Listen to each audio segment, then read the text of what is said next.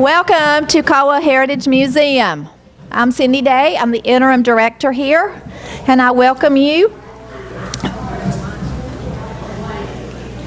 Just some logistics. If you will turn your cell phones off, please. If we need to evacuate the building, we have the front door here. If you go straight back, the middle window, there's an emergency exit there. The end of this short hall is another emergency exit. Men's restroom is at the end of this hall. Ladies' restroom is down that hall, and then turn left onto the short hall. And if you need anything, please let us know. If you get too hot, if you'll just raise your hand, I'll turn the heat down a little bit. I'm going to turn this over to Miss Reva Pennell. I can't reach the mic. Can you hear me? Okay. On behalf of the Community Music Club, I welcome everyone here today. We thank you for spending your Sunday afternoon with us. You could have been taking a nap or watching a football game or whatever you do on Sunday. But thank you for being here. And I do want to thank especially the board and members and the director of the museum for letting us use this facility today, and especially Miss Cindy Day, the director, has just gone overboard to make us feel welcome here. And she arranged for all the chairs to be out here. She's worked with Joe any way that she needed to get him ready to do his program today. So let's give Cindy a nice big hand.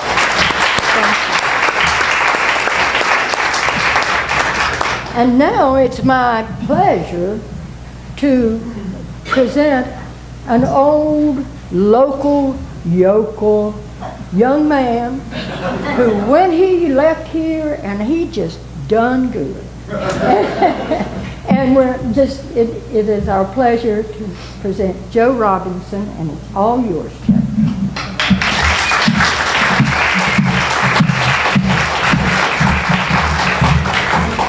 Well, here's what's left of him. Anyway, I tell you, Evelyn and Reba couldn't have been nicer about setting this up for me today. And I tell you right at the beginning, I meant to come with oboe in hand and play a few notes because I'm still doing some of that. But I told some of you that I actually sliced my finger to the bone on Wednesday trying to make an oboe reed. Now, I've been whittling cane for 65 years and never hurt myself until this past week. So I can't even push the key. And I said, well, I'm just going to forget the oboe. And I had a PowerPoint ready to go, kind of a, visual aid to guide us through what I really came to talk about, which is why I actually produced this book after 3 years. And part of the reason, the motivation, was to be able to thank the people who made, I would say, my miraculous career possible. And actually, I think it's great that we're in this spot, because the very first thing I describe in the book is being up here at Davenport Junior High School. And I thought, I'll just read that a little bit. Pretend I'm an author, I think that's right. So Davenport Junior High School in 1952 looked like a brick monolith beneath tall oak trees on a hill near the center of Lenoir, North Carolina. In fact, there were two structures up there. A smaller one, this one, with Doric columns facing north that hinted at past glory for a place that once housed a junior college. I guess it was called Davenport Junior College. That's what my mother said. Anyway, but which now provided only rehearsal space and storage rooms for the junior high school band. And the other building up here was a kind of prosaic classroom building. I said, at my desk in one of the upstairs classrooms, I sweltered in un-air-conditioned September heat as bleeps and squawks from the band rehearsal over here, I think in this room, interrupted my reverie. Now, I mentioned this, and this was the starting point of the story, because people, well, especially after I got to New York and was in the New York Philharmonic, they'd say, well, how did you get here from there? And how did you get interested in the oboe in the first place? It's a kind of a weird instrument, isn't it? So I said, well, I really got involved with the oboe because of a pretty girl. I said, Lenoir's, Linda Broyhill, I call her Lenoir's 12-year-old version of Elizabeth Taylor. We thought she was mighty pretty, no question. She upset careful plans when she joined the band here instead of sitting next to me in a last period study hall. I was disappointed, of course, and after a couple of weeks of being up there, thinking about Linda over here playing the oboe, and I over there doodling away, I decided maybe I better join the band. So when I came over here and I talked to George Kirsten about that, he said, well, she's already playing. Linda's playing the oboe, we just need one of them. Think it over, and tomorrow we'll talk about what other instrument. And so Daddy and I, Roy Robinson, some of you remember, we were watching Jimmy Dorsey on television that night and reckoned he was a pretty impressive musician. So we came back, I came back next day and I said to Mr. Kirsten, I think I want to play the alto sax, like Jimmy Dorsey. So he gave me this, instrument the way it worked here. We didn't pay anything for these instruments. And I took mine home to spend the night with Dennis Rash, who was my best friend growing up, I guess. And anyway, I wrote, he tried it, I tried it, and we both drove his dad nuts. And for years after that, Lloyd Rash would tell people, I got into this business, but I shouldn't have because it was obvious I had no talent. Must have been pretty bad that night.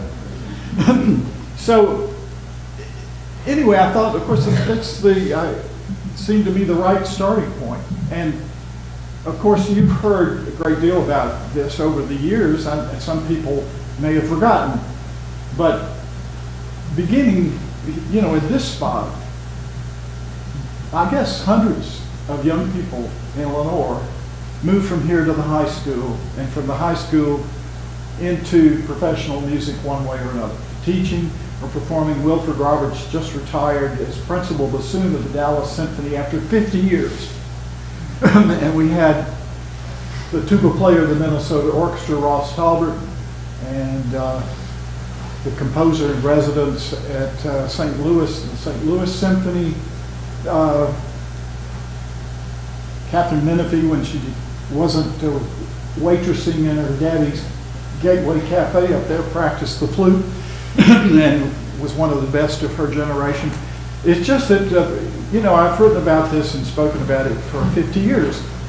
What this band program here demonstrated was that there is extraordinary musical potential in everybody. And that, Lynn Bernhardt's another one. He just retired from the Metropolitan Opera Orchestra percussion section. So for 60 years, this particular band program poured out professional musicians and teachers, proving, as I say, that there's talent everywhere, just waiting for the right kind of enabling opportunity. And so, as I said, we had the best instruments in the world for free, just handed to us. So when I was a very happy little saxophone player until, you probably remember the Happers, Scottish doctors who ran the public health service. Well, I said about William, their older son, William Happer was maybe the genius of my time in Lenoir. And his parents thought he was wasting time playing oboe in the high school band. So they pulled him out after a couple of years. And then, so Captain Harper said, we need an oboe player. And I didn't want anything to do with it. Frankly, I say I was happy playing saxophone. But it's been the case with so many of my students who didn't choose oboe to begin with either. It became necessary for them to convert because the band needed them. So that's what happened with me. I just said, finally, You know, the woodwind teacher we had here, John Kaufman, was here for about, I guess he was here 10 years, maybe longer. He had studied clarinet. He was from Baltimore, but he'd studied clarinet with the principal clarinetist of the Philadelphia Orchestra, a man named Ralph McLean, who's still honored and remembered as maybe the greatest clarinet player in any orchestra in the United States, like ever. So, you know, we had this direct pipeline from Philadelphia to Lenoir. And of course, maybe most importantly, because Captain Harper bought all of these woodwind instruments that we had, 4 Heckel bassoons, 4 Loré oboes, 18 buffet clarinets, Powell and Haynes flutes. These are the best instruments. And I guess the Lenoir High School Band was the best customer Hans Menig in Philadelphia ever had. And Menig was honored as the greatest woodwind repairman in America. So, you know, again, when people in New York would say, you know, how did you do that? How did you do that? I said, you didn't go to conservatory. And I said, well, I started in one. And in fact, I did.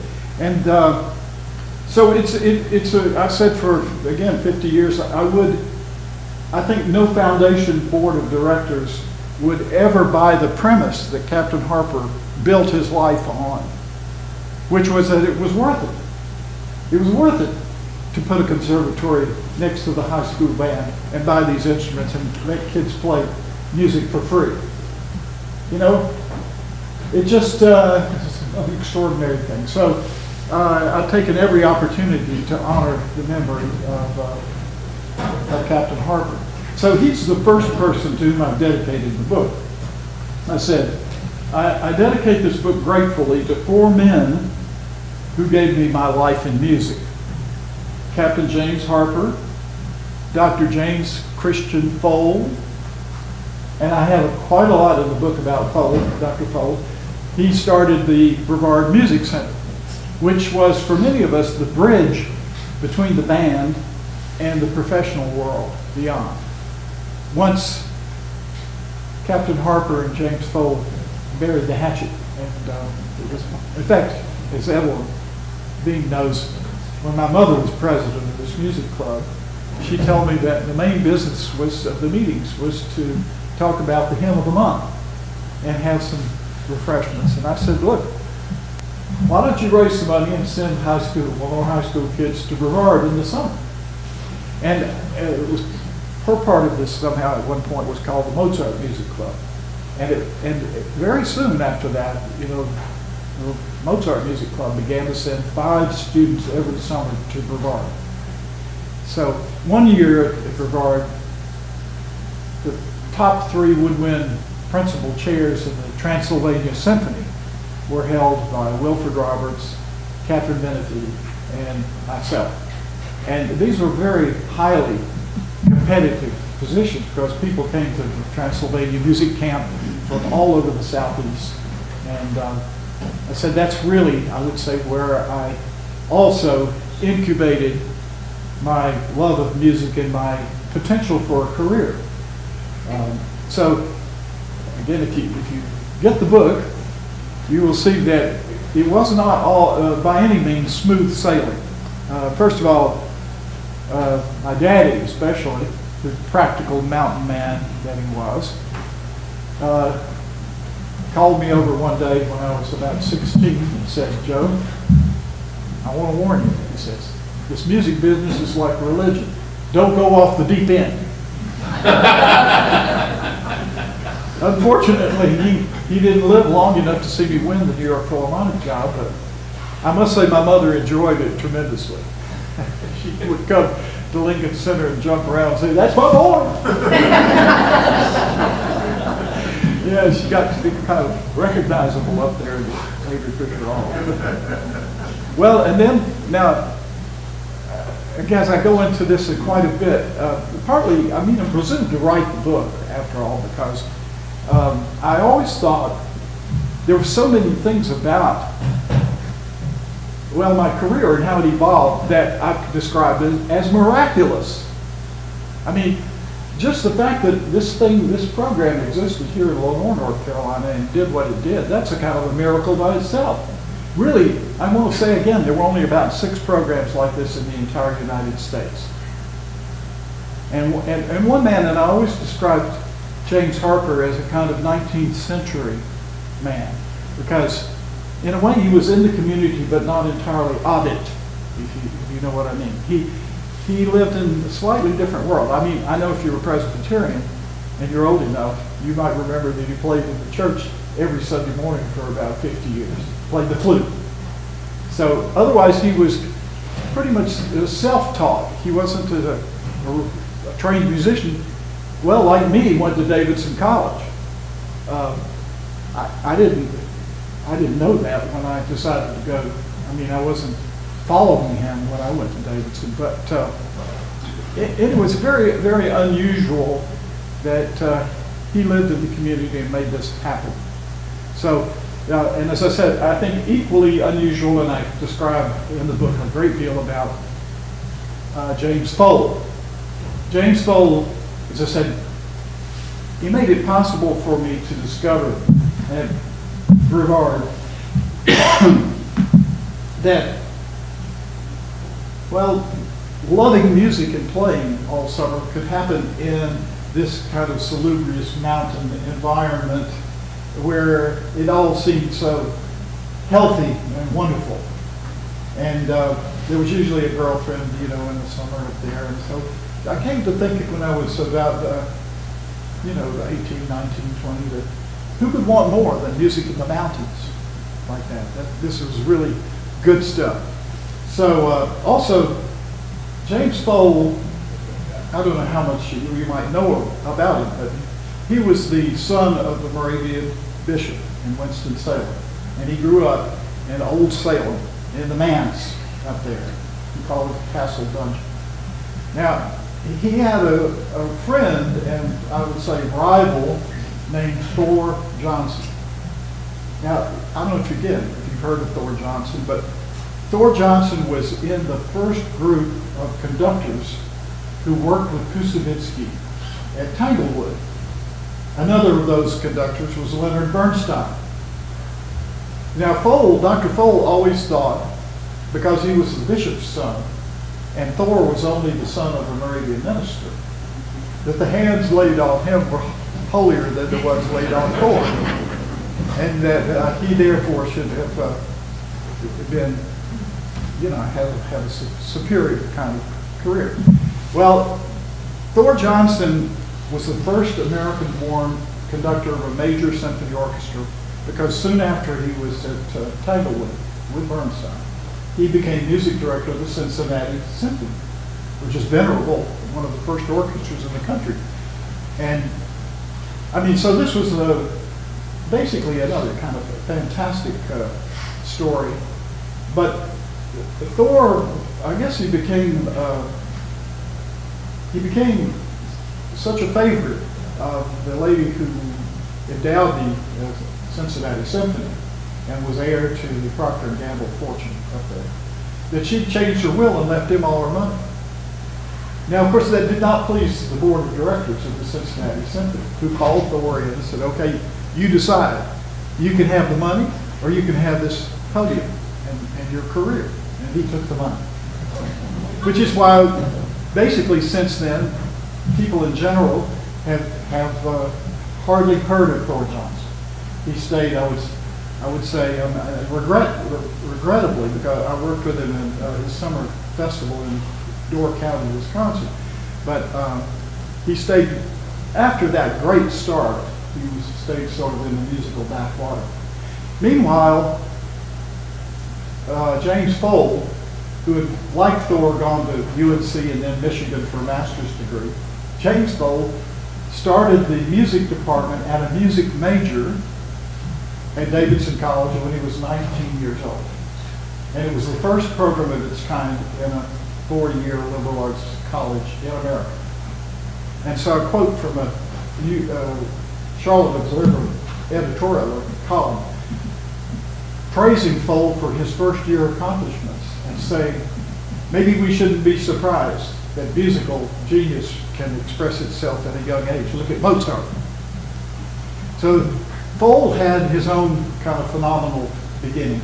And he was a kind of Johnny Appleseed of orchestras. I mean, the inspiring thing I got from him through the years was that for James Fold, the thought was always father of the deed.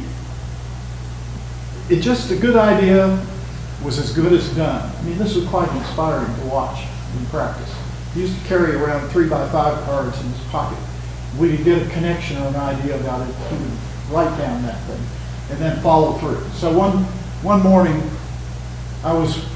he had trusted me with public relations that it was called the Bard Music Center after a while, imitating the Berkshire Music Center where Tanglewood is in Massachusetts.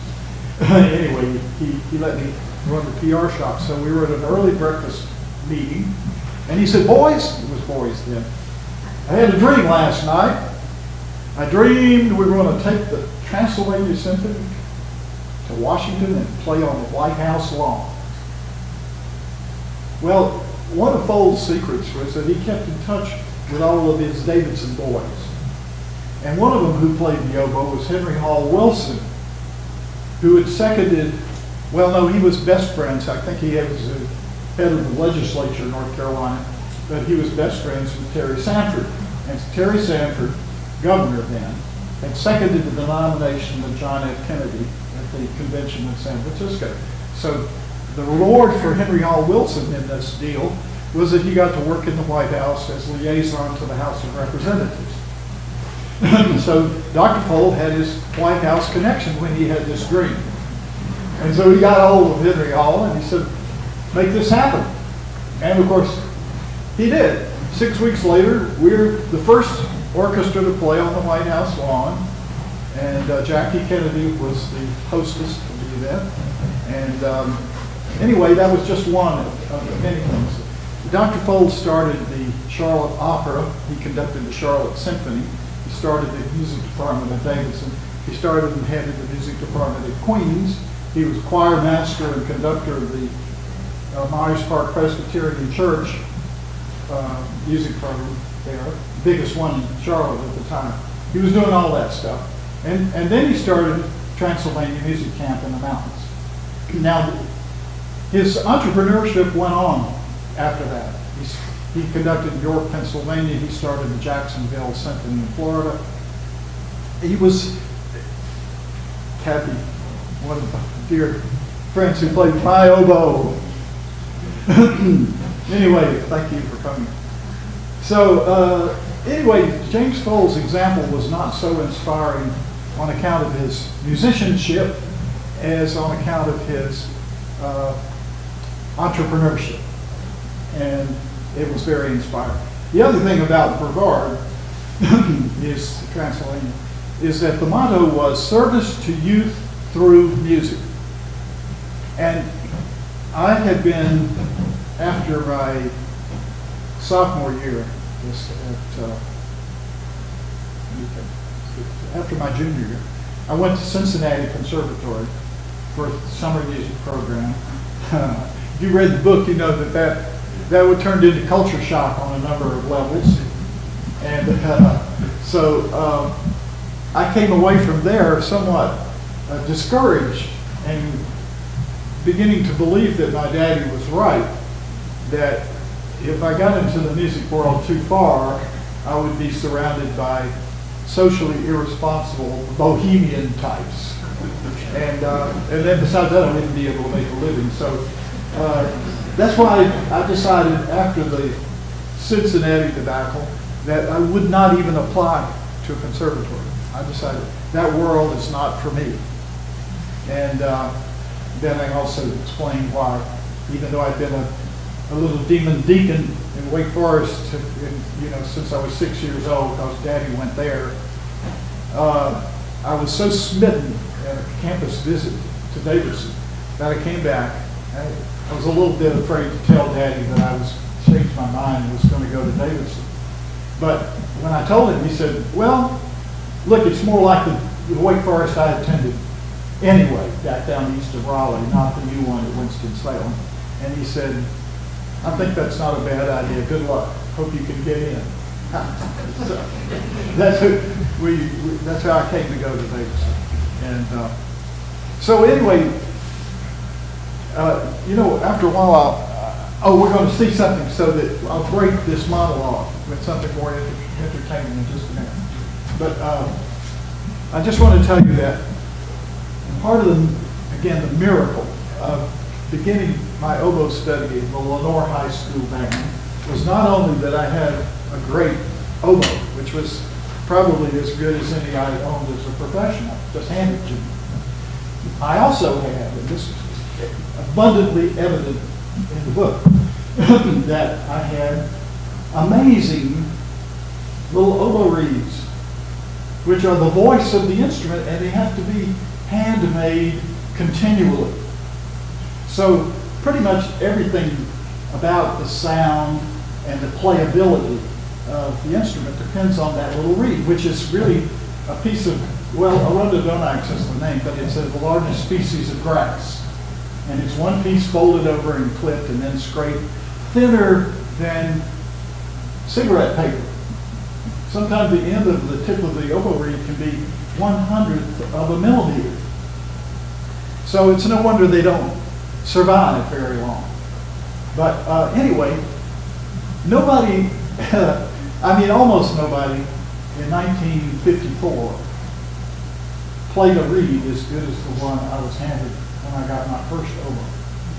It's just an accident. That was a premium from Hans Manning in Philadelphia for Captain Harper's buying all these instruments from him.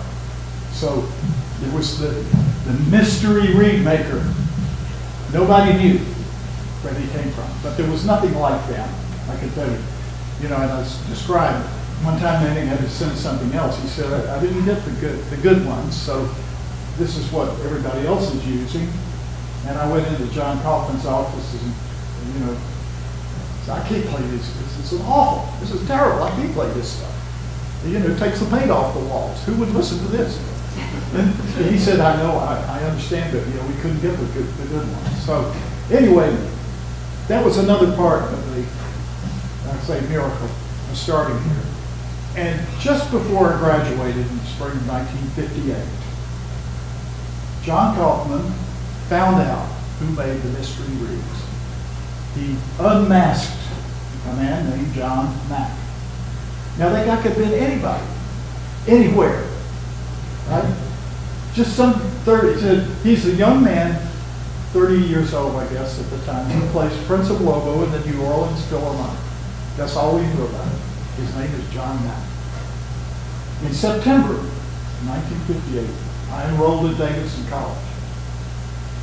I began to hear the name John Mack all around me, all over the place. His uncle was head of the religion department of Davidson College. His father was a Presbyterian minister. His wife came from Charlotte. His name was carved into a beam above my upper bunk in a cabin at Brevard. John Mack, where he taught for 4 years. So I said, here's this guy, the greatest reed maker probably in the world, and esteemed to this day with that distinction. As I said, who could have been from Timbuktu and had no affinity for my predicament, who turned out to be, as I say, practically my kinsman. Can you believe it? Practically a cousin or something. So very soon after that, I met John Mack, and because of the Davidson connection, the Presbyterian theme, lineage, he reckoned that Davidson was the Princeton of the South. And of course I wouldn't be able to learn to make reeds and take care of myself and play the oboe and graduate from Davidson. And then he gave me a couple reeds at some point to get me through my freshman year, and I made a recording on one of them and sent it off to Tanglewood, the summer home of the Boston Symphony. And I'd never heard of it, but somebody said, why don't you do that? Well, I got in. So now, these days, and it's still ongoing, there'd be probably 200 oboe players from around the world competing to get to Tanglewood. Well, I was 19 years old at Davidson College, and I got in.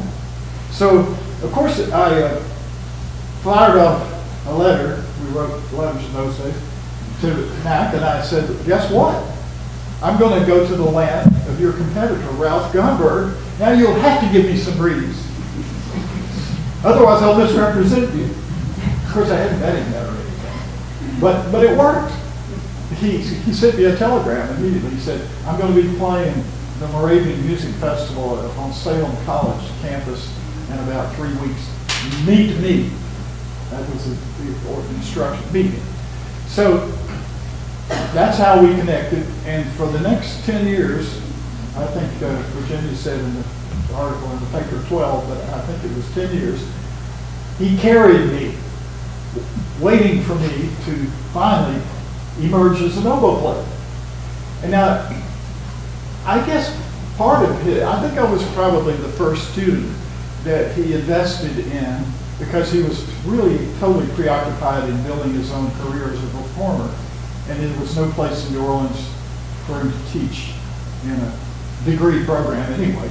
So I think, and his older brother had died at the end of World War II. So John Mack, who was as remarkable in his way as James Bowl and James Harper, had also this very unusual kind of motivation. He was living for two. And so people who have known him and come under his spell know, as I once said to him, you know, how come you got a 12-volt battery and the rest of us just got 6? And he said to me on the golf course that day, in response to that question, he said, you want to know what drives me, JoJo? He's puffing on a big cigar. Terror. Terror with a capital T. So, whatever motivated him worked.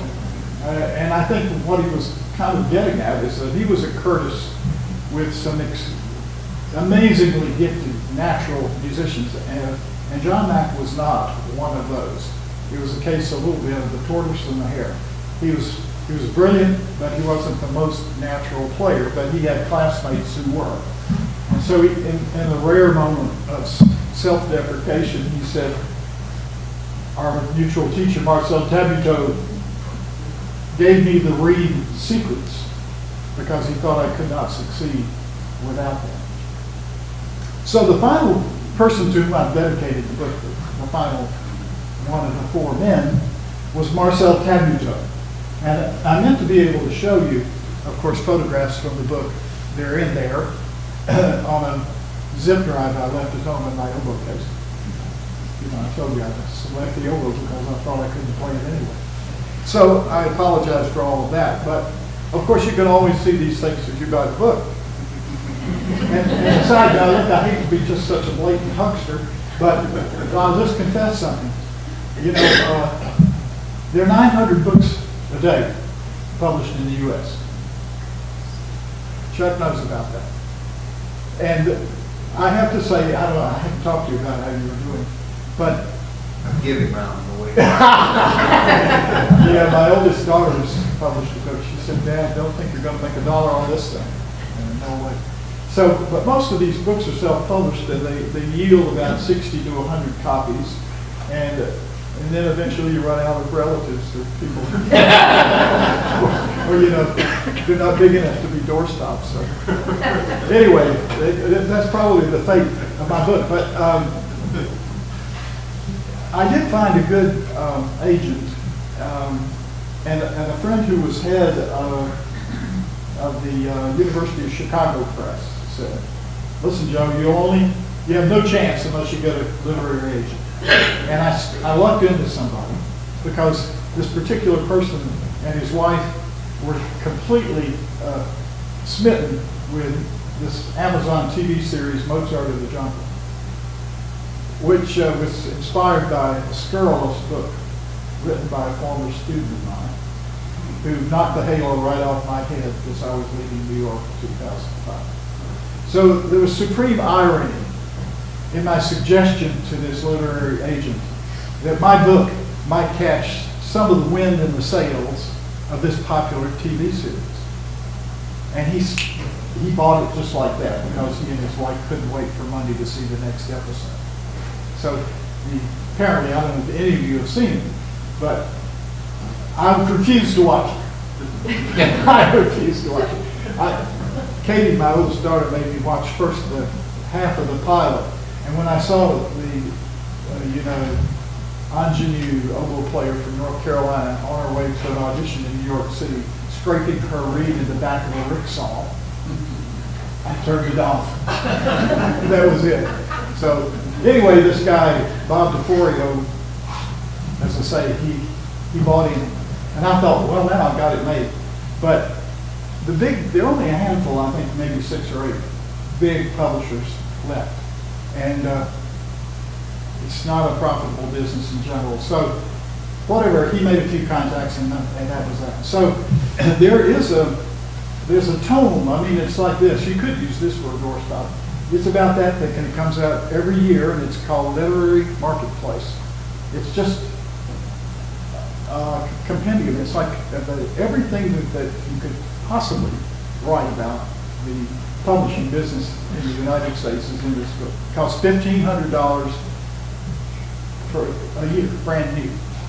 I got mine for $75 from the Santa Monica Library, 1 year old, which more than sufficed. So I wrote 200 publishers myself, and I could, their areas of interest were well defined. And I have to tell you too, most publishers will not touch a memoir. First of all, as you can imagine already, they're insufferably self-centered and self-congratulatory. I mean, after all, why would you write a book? Self-deprecating. So, and they're also usually full of errors. So I should say, every now and then somebody contacts me and says, we got that wrong. But it's possible, no kidding. But as I say, I don't think I hold back too much on confessions, but they're not, well, I mean, at least it's not all good news. It's not all good news. So that's what makes it, I think, I hope, Evelyn can tell, the kind of compelling detective story or something. I mean, it's not at all sure, ahead of time that I got to the New York Philharmonic, but in reading about it, you might think that many times it could not happen. I went down one dead-end trail after another. Okay, well anyway, now finally the fourth person was Marcel Tabuteau. Now, I had heard of Tabuteau because as soon as I began to play, and my teacher, John Kaufman, the one in the band here, knew about him and would talk about him a lot. He was like the god of the oboe in this country. Every important position in America for oboe players was held by students of Marcel Tabuteau. And Tabuteau had come to this country in 1905, but he was part of a wave of immigrant musicians who really populated and built American orchestras. And in 1924, well, let me just tell you, he played, first of all, in the New York Philharmonic, he played English horn for a few years. Then he worked for 8 years in the Metropolitan Opera with Toscanini. And then he went to Philadelphia with Stokowski. If you remember Fantasia, Stokowski conducted the Philadelphia Orchestra. So he was there for 39 years. But in 1924, and this happens in the orchestra world, Tabuteau went to the management and demanded a raise. And or he said, or else, kind of an ultimatum. So Stokowski said, the heck with it, and went off to Paris and hired his replacement. Now, a man named Morel. Now, my wife, Mary Kay, she's the one with the pedigree. She went to Juilliard. She's from Knoxville, but she took the high road. And she worked at Juilliard with the brother of this oboe player. His name was John Morel, was the conductor of the orchestra at Juilliard. So the oboe playing brother came over. Tabuteau met him at Ellis Island with a Philadelphia lawyer, and they turned him around and sent him back to France. The guy who set foot on the country. So after that, And that was the year the Curtis Institute started in Philadelphia. Probably the most exclusive conservatory in the world, the most successful one. Everybody who went to Curtis went for free. And Tabuteau then committed himself to teaching at Curtis and declared that no other American conductor would ever go to Europe for an oboe player. No one again. In the meantime, Tabuteau was reinventing the construction of the reed. And I try to explain some of this. It's probably more than laymen want to know. But, you know, my students, it's kind of I think a two-headed book. There's some sections I said about it. It's a kind of coming-of-age underdog story with musical meat on its bones. And some people dodge the meat, and I can understand. But for people who are serious about the interpretive art of music, there's some I contend, I believe I'm the last person left who studied directly with Tabuteau. I think that there is, enduring insight. I hope. Have you read it? Okay. Yeah. Well, it's the method book Tabuteau hoped I would write. Excuse me, I was on the plane yesterday. So I feel like, well, I finally paid my dues. I say I waited 50 years, but this is I'd say there's some arcane musical sections, but those are all, excuse me, homage to Tabuteau. And also Pablo Casals. So I think it's more than just, I hope an entertaining story. So Tabuteau, anyway, had retired from Philadelphia. He retired a year before I picked up the oboe. So he left after 39 years to go back to France. And he was basically forced out by mandatory retirement, which the Supreme Court later said was, illegal. But it served Ormandy to get Tabuteau out of the way, because that was the only way Eugene Ormandy was really going to be master of the Philadelphia Orchestra. There are all these stories about how Tabuteau would gather the young players around him after concerts and tell them what the maestro had done wrong. So that wasn't good for morale. So Tabuteau had retired, and for 10 years, he went back to France. He turned away students from Curtis and Eastman and Juilliard. And so when I walked into his life, like today without my oboe, I never had any idea that I might be able to come back and study with him. So, but I think the best part of the book myself, was the most interesting adventure of my life. How I met Tabuteau in the first place, and how it came to be that he agreed to teach me for a bottle of scotch.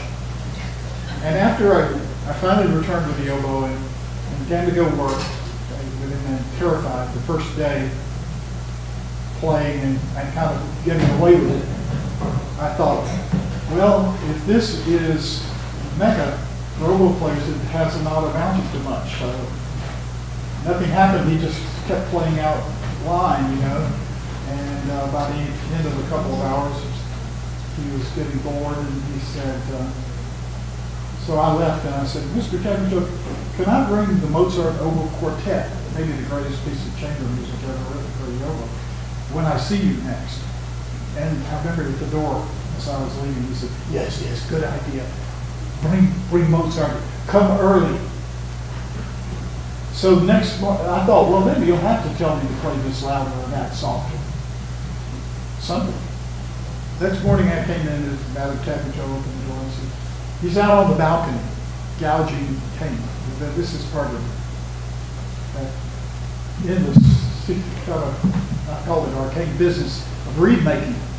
Anyway, he was out there, and he looked across, the Mediterranean from his balcony, looked straight south. Beautiful, spectacular. I walked out there on the terrace, and he was gouging canvas. Good morning, Mr. Tabuteau.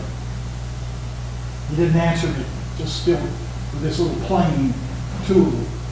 the little yellow strips of cane were coming out and falling on the floor. How are you today? I tried again, you know. So I thought, oh, the old man had a bad night. Then he turned around and he looked straight at me and he said, Robinson, you are a very sick oboe player. So, I mean, you know, I was speechless. I didn't know what to do with that. He continued gouging. I didn't say anything. Then he turned around and he said, well, I think I know the cure, but you're not going to like it. And at that moment, I really felt this way. I thought, okay, Davidson College, Phi Beta Kappa, Fulbright to Europe. I have a safety net. If he destroys me as an oboe player, by his standard, I'll keep playing for fun the way I have. I said, this is the most macho moment of my life. Mr. Tabby Joe, I can take it. And he said, no, I'll take it. And he took my oboe and my Mozart away from me and put them on the back of his desk. And he scraped out a little tube of cane that looks like river cane, you know, say the largest species of grass.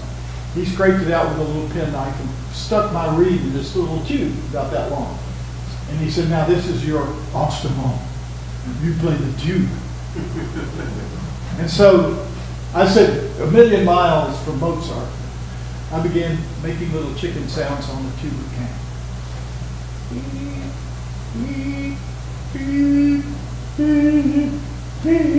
1, 2, 3, 4, 5, 4, 3, 2, 1.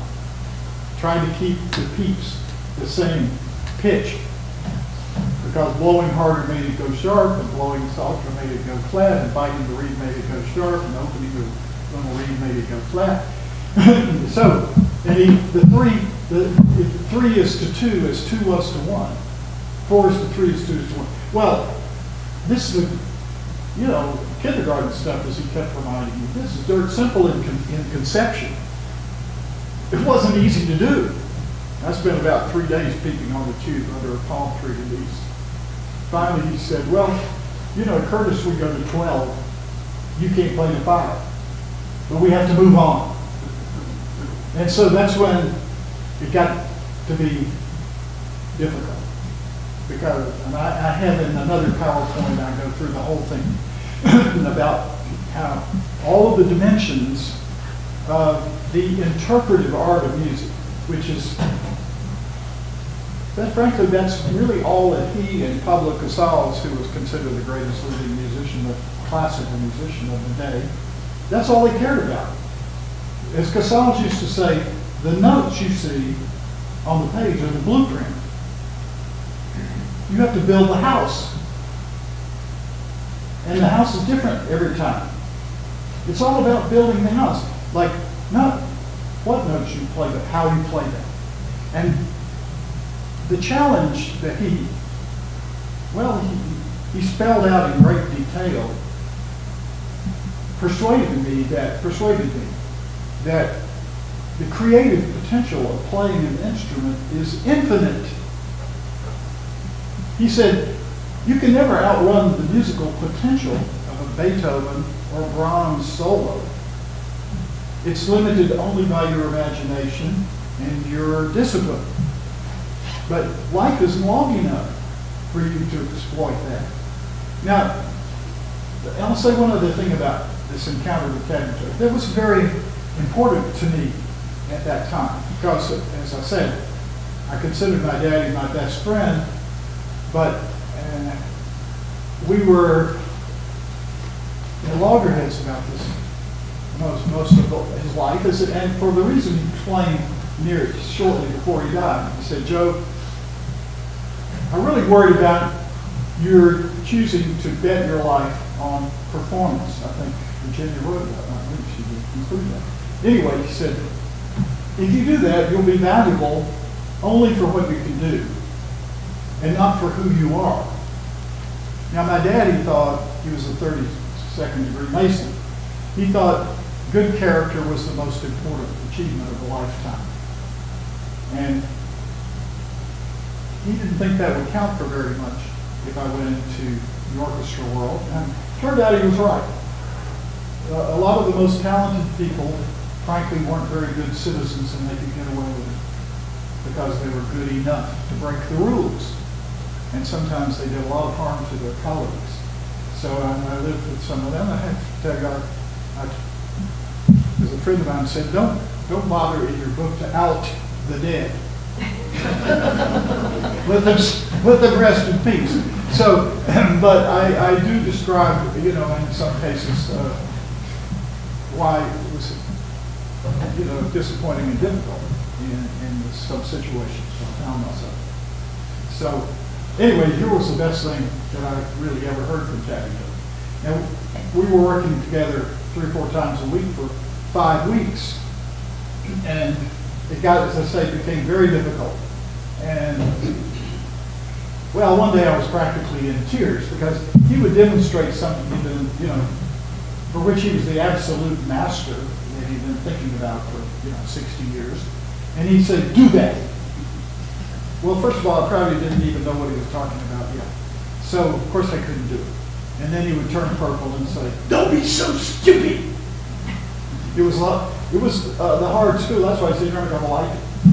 It was tough. I thought he might throw me off the balcony one time. And anyway, I was in tears. And he finally, in a moment of empathy or something, he said, look, consider all the little mollusks in the sea, how they squirm, they writhe because of the invading grains of sand. He said, a few of them make pearls. It is up to you to make a pearl. I'm not going to withhold the irritant. That's the old school. That was definitely the old school. And his attitude was, look, you can't take it from me. You'll never survive out there in the world of autocratic conductors. So he said, we better toughen you up ahead of time or forget it. Well, anyway, in a more, I would say, inspiring moment, I asked him if there was any best time in his career. And, he was the god of the oboe as far as I was concerned. And I thought, well, maybe I could go out and buy those recordings. Well, he didn't hesitate. He said, yes. When Toscanini came to conduct the Philadelphia Orchestra in concerts in the late 40s and early 50s, the pension concerts to raise money for the destitute retired musicians my daddy worried about. He said those were the best times because there was the most cerebral maestro encountering the greatest romantic orchestra. And he said the combination was dynamite. And then you look kind of out, you could look across sort of west and see some of the Alps a little bit. I knew he was thinking about his whole career, his life in music. And he said, turned around and looked at me and said, there were a few good notes. And I thought, oh my God, that's the most humble thing I ever heard. This man, this genius, gave his life for a few good oboe notes. And he said it again, looking straight at me, and he said, and they're still ringing. And the hair stood up on the back of my head, and I thought, oh my gosh, he said, those notes made it to the other side. There's truth with a capital T in this enterprise. Not trivial, not just circus stuff.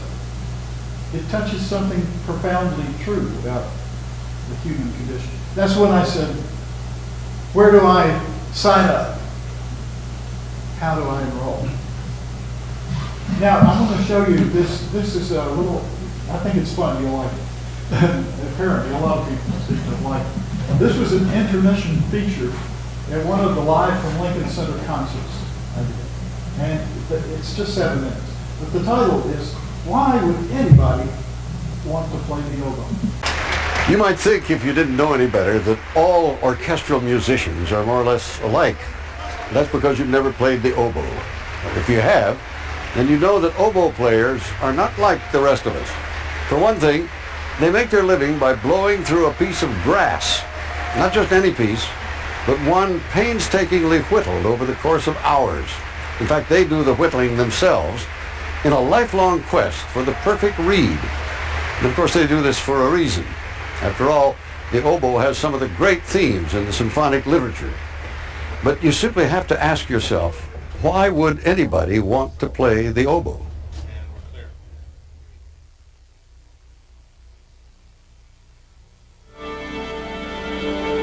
Playing the oboe is a very dangerous thing. The reed is really literally different every time you play it. You might look at oboe playing as a kind of musical bungee jumping. Well, I don't think it's peculiar. I've done it all my life. It might actually be somebody who likes to be a bit different, who likes to be a bit eccentric. The way it usually works is that somebody comes along and says, who wants to be in the band? And there's a clarinet, there's a trumpet, there's fiddles, but there's certainly not an oboe. My music director gave me this instrument that hardly had any keys and was hoping to discourage me. But after 6 months, I knew this was the instrument. I think that probably no child is ever born saying that he wants to play the oboe or she wants to play the oboe. But a lot of kids are born saying, I want to do what my father does, or my older brother or sister does, or my grandfather. Well, my dad was an oboe player, and his dad was an oboe player. My dad started the business in 1931. When you go into Paul Laubin's shop, don't expect high-tech. He's one of the great old craftsmen. He loves to feel the wood, and it's essential for him. Well, we make a total of 40, 43 instruments a year. I can look at a piece of wood, and I can have a pretty good idea of what that oboe is going to be like when it's finished. And that's just from experience.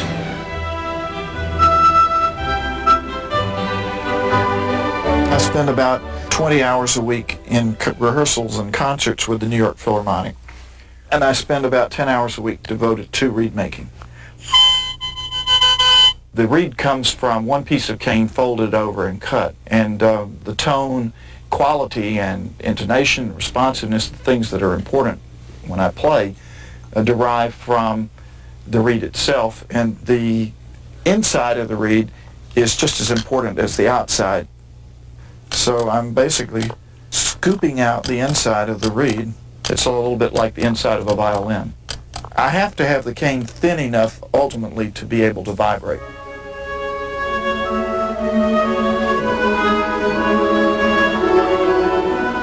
It's just a wonderful thing to know that your oboe reed is part of that instrument, and it's a new part of the instrument every day you play.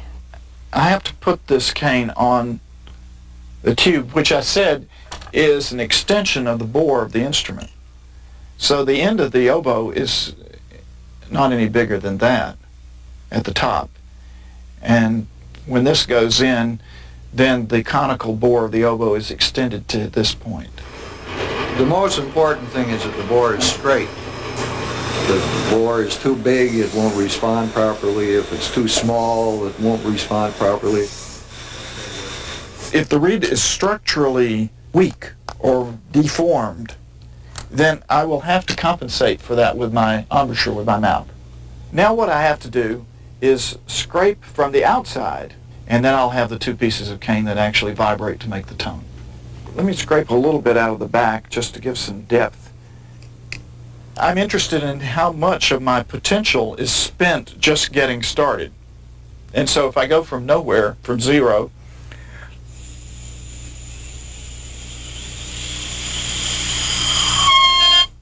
that's pretty up near the limit.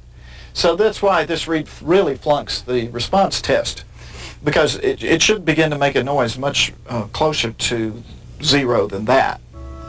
Creating the sound, that is the way you create the sound, by the quality of the reed, and that involves this kind of handicrafts, if you will. I don't know if they would like that term. I can make a reed in about 2 minutes, and I might spend 2 days trying to refine it and then tear it up.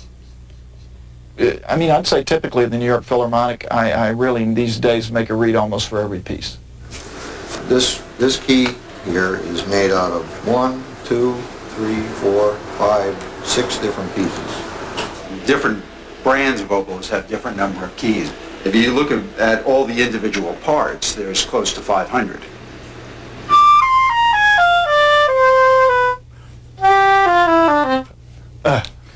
Now see, that just taxed me to the limit to get something that Mr. Mozart would never accept as good enough, you see. So, of course I would have to spend another few hours in here to give me a better result than that.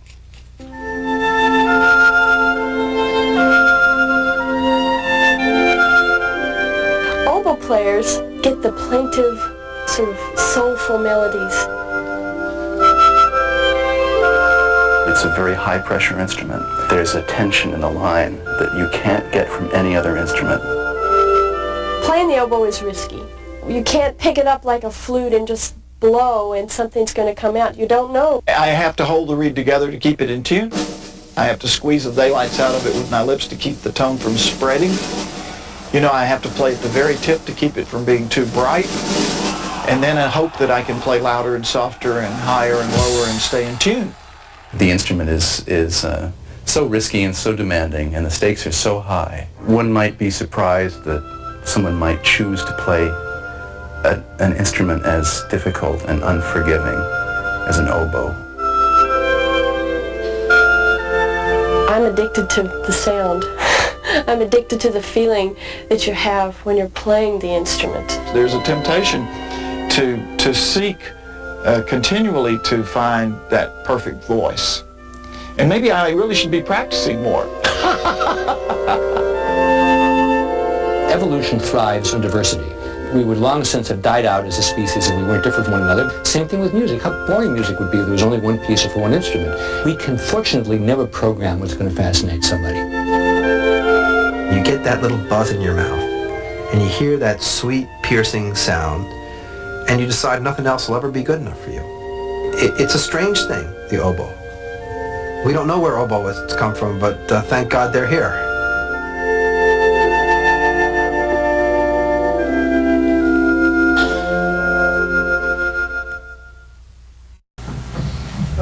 Katie, my oldest daughter is an author herself. She's in her second edition of a book about sustainability. She teaches it in the Fuqua School, Business School at Duke, and goes around the country talking about careers in sustainability. Her mom and I don't understand exactly what that is, but she is saying she's an author. So we just one afternoon trying this title and that title and everything, and finally we just decided, long-winded, to play the oboe. If you've read it, there are 2 or 3 places in there where I talk about playing a long, 40-second long solo by Tchaikovsky in his 4th symphony. And it starts the second movement with just the oboe and almost nothing else, a few string plumps. But I used to do that as part of my children's concert demonstration, show and tell. Because it was really, it worked perfectly for all of the unruly boys in the back, who weren't paying any attention. So as soon as I would challenge them to hold their breath while I played that solo, they'd stop throwing things and pay attention and see if they could do it. And as I say, it was fail-safe until one time in Winston-Salem, a little kid sitting in the front row fell over on the floor in front of me. And the school nurse rushed up, and teachers gathered around, like football players after an injury. They surrounded the kid. And I turned to the flute player and I said, I think I killed him. He said, no, you started breathing when you passed out. No. But, of course, I was afraid after that his parents would sue me. So I had to find another way. But before I found another gimmick that worked for children's concerts, I had already kind of exploited the long-windedness of oboe playing. There's very little air that can go through that tiny reed. So that's why the book. Now the author, I'm the author, the publisher, accidentally chose musical notes behind the title. It just happened to be the first page of the Strauss Oboe Concerto. which is so long-winded. For a page and a half, the oboist has no place to breathe. And for years, I thought Strauss, who was invited to write this in 1945, wrote that way just to get even for the war. In fact, you could say that he killed off one American oboe player. Bill Bennett dropped in San Francisco playing this piece. So that's when it may be a little too long-winded. But that's why I'm long-winded. Now, Chuck asked me about, my cousins, and I very early in the book mentioned Lenoir and Alta. They were my Uncle Luther's two daughters. They were 4 or 5 years older than Eddie and so, excuse me.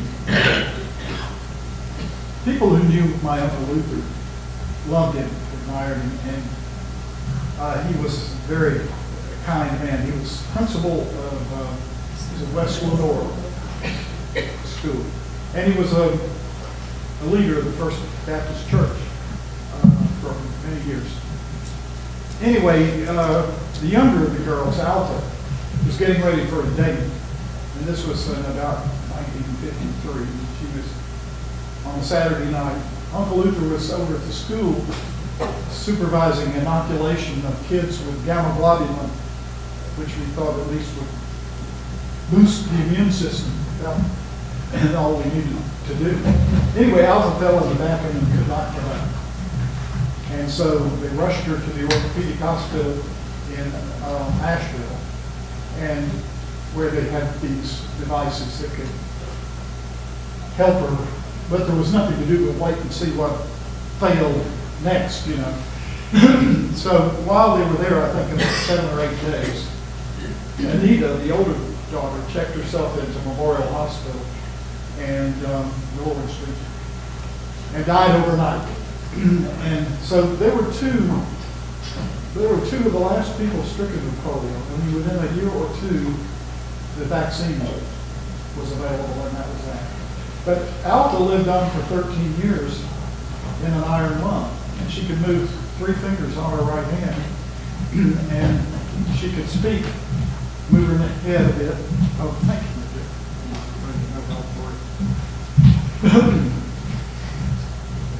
Anyway, she spent 13 years in an iron lung, and she could speak when the lung allowed her to speak. And whenever I came to see her, which, she got as pretty as she could be, and the most cheerful, amazing spirit. But of course, she wanted to know about all the wonderful things that were happening in my life, and she could only just imagine them or peek at some of them through one window in the living room. So I would say, and then if some of you know my brother who died a couple of years ago, but Ed was born about 75% deaf. And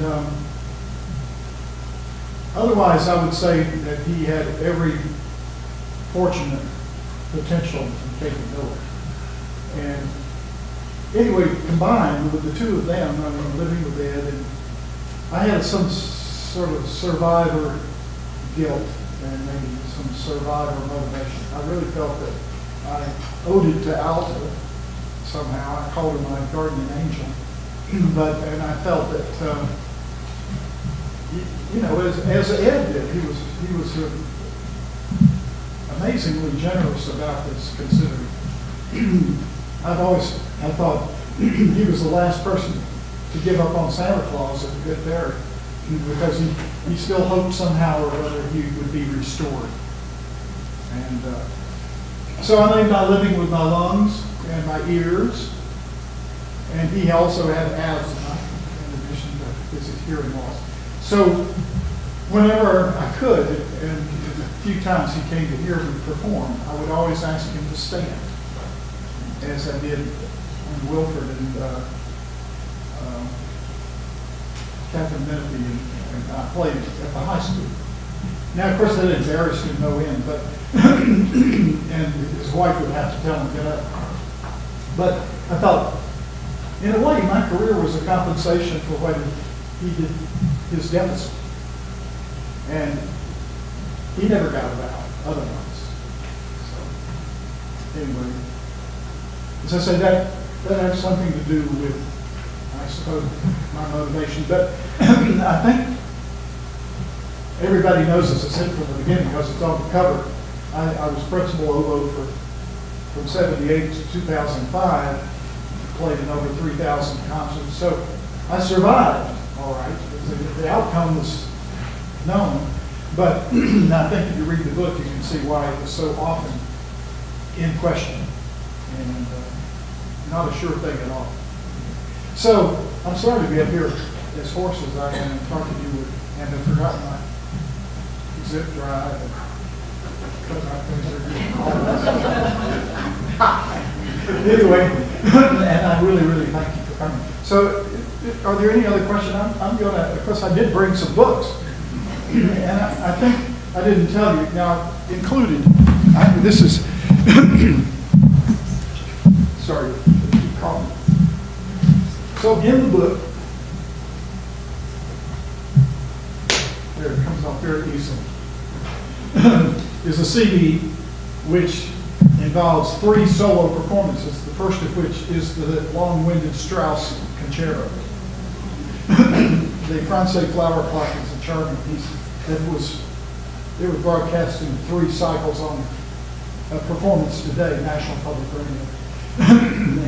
And the last one by Samuel Barber is the slow movement of the piece that was commissioned by the New York Philharmonic for my predecessor, Harold Gomber, much more famous solo player than I was. I heard Harold play this. Samuel Barber wrote the last piece knowing that he was dying of stomach cancer. And so the slow movement is the only one that was finished. So, you know, I chose this, well, first I chose the CD because I thought it would be the only way I'd have a competitive chance to sell a book once Amazon gets hold of it. And it had to be something, right? So, but I also chose the cover because it's a glorious sunset out in Washington where we have a summer home. And it kind of represents my faded career. The last thing is the Barber, which I told Mary Kay I wanted to play at my funeral. So that sounds a little macabre, so I didn't even put it sit down and everything. It's beautiful, actually. That's right, because it has that sort of personal meaning. So anyway. May I ask one more question, please? Absolutely. How many years did it take you to learn the circular breathe, and how in the heck can you circular breathe? Oh, circular breathing is practiced by double reed players all over the world. Primitive instruments that can be displayed. Now, a bagpipe is just maintains its drum by pumping that bag. But no, it's possible, and it didn't take years. You know, I would say really probably took 6 months once I put my mind to it, because it's just a matter of continuing, you know, to finding a way to continue blowing air out with my mouth while I inhale at the same time. Like that. So my grandsons are learning to do it with a soda straw because they can make the bubbles happen and inhale at the same time. So it's I mean, that takes care of the potential to pass out or not, right? I mean, I've tried it, and I can't figure out how you blow out and breathe in at the same time. I have students who, you know, use it pretty quickly. Sounds good. You know, Chuck's father was the great doctor who delivered me, and the night rider who came any hour, all the way out of the country, saved my daddy when he went into shock. He delivered the life-saving adrenaline for my brother when he turned the color of Chuck's sweater. So one of the great men in my life, no question. You know, of course, coming back, it's been a long time. It's been a long time. But after all, a lot of you folks in this room, you know, nurtured and incubated me. That's what small towns are like. It takes a village, right? So I knew I'd come up here today and forget. We're not recognized 90% of you. It's embarrassing. But I haven't stayed as much in touch more since, of course, Mother Nettie died. I got pretty nostalgic driving up from Hickory to see Grandfather Mountain out there. Anyway, I guess I should say thank you very much for coming.